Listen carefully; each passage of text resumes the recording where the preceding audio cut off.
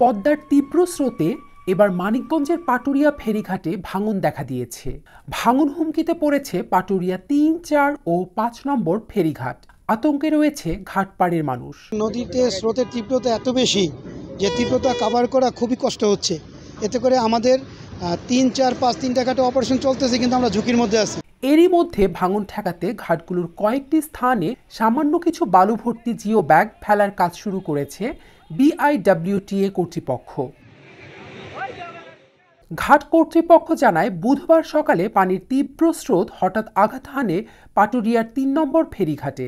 এতে ঘাটের কিছু অংশ নদীতে ভেঙে যায়। একইভাবে ৪ ও ৫ নম্বর ঘাটের অ্যাপ্রোচ সড়কে পানি উঠে র্যাম্প ডুবে যায়। ৪ নম্বর ঘাটের জিও ব্যাগ সহ কিছু অংশ নদীতে ভেঙে যায়। হুমকিতে পড়ে ৫ নম্বর ফেরিঘাটটিও।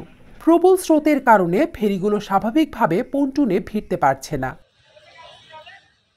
বিআইডব্লিউটি এর ডিজিএম আব্দুস সালাম জানান, পানির তীব্র স্রোত সরাসরি এসে আঘাত হানছে ঘাটগুলোতে।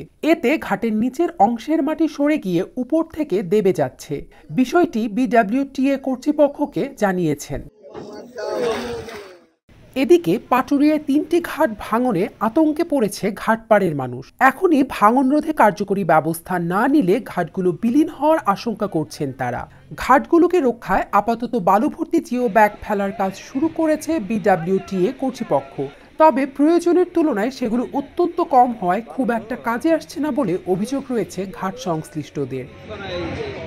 এ ব্যাপারে বিআইডব্লিউটি এর নির্বাহী প্রকৌশলী নেপাল চন্দ্র দেবনাথ বলেন, তাৎক্ষণিক ভাঙন ঠেকাতে কিছু জিও ব্যাগ ফেলা হচ্ছে। তবে বড় ধরনের ভাঙন রোধে পানি উন্নয়ন বোর্ডকে জানানো হয়েছে। নদী শাসনের প্রকল্পে পানি উন্নয়ন বোর্ড তখন ব্যবস্থা নেবে।